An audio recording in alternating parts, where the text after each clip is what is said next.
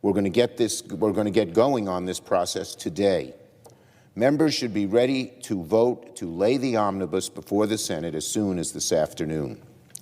We must finish passing this omnibus before the deadline on Friday, when government funding runs out. But we hope to do it much sooner than that, because we're mindful that a nor'easter is barreling down the East Coast on Thursday and Friday.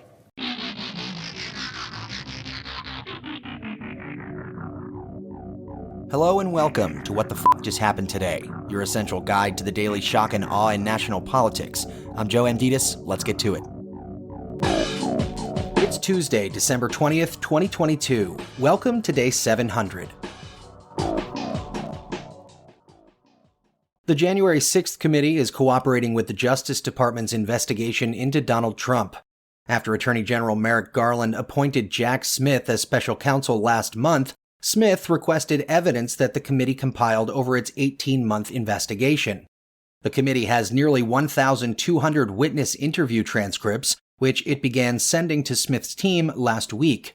The committee also sent the DOJ all of Mark Meadows' text messages and related evidence.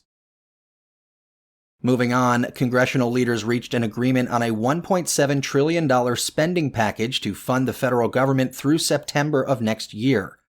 The so-called omnibus bill, which comes in at a total of 4,155 pages, would provide $858 billion in defense spending, $772.5 billion for non-defense discretionary programs, $44.9 billion for emergency assistance to Ukraine, and roughly $40 billion in emergency funding to help communities recover from hurricanes, wildfires, and droughts.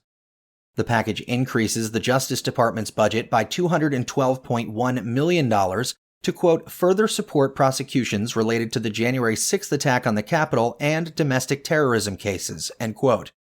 The legislation also includes an overhaul of the Electoral Count Act, which Trump tried to use to overturn the 2020 election. Congress needs to complete the passage of the funding measure ahead of a midnight Friday deadline or face a partial government shutdown going into the Christmas holiday.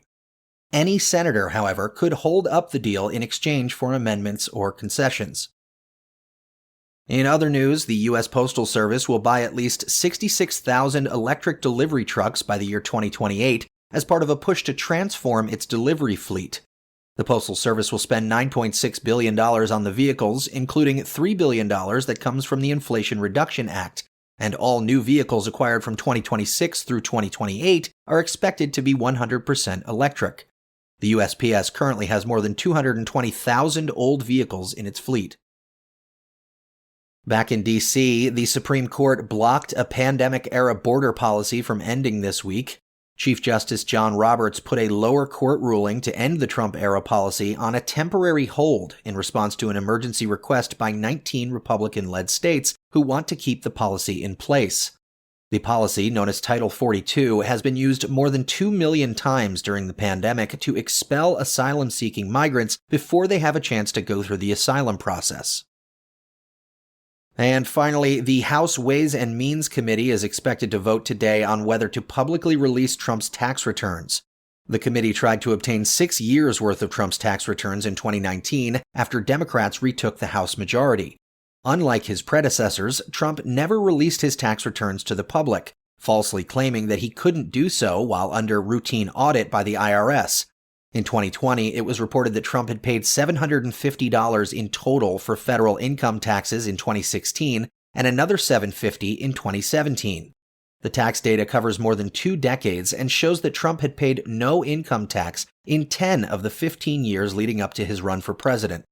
Before the committee's meeting, the top Republican on the committee called any release of Trump's tax records a, quote, dangerous new political weapon, end quote, that, quote, even Democrats will come to regret.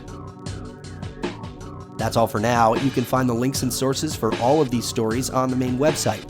And as always, visit whatthefjusthappenedtoday.com for the latest news and headlines. Until next time, I'm Joe Amditis.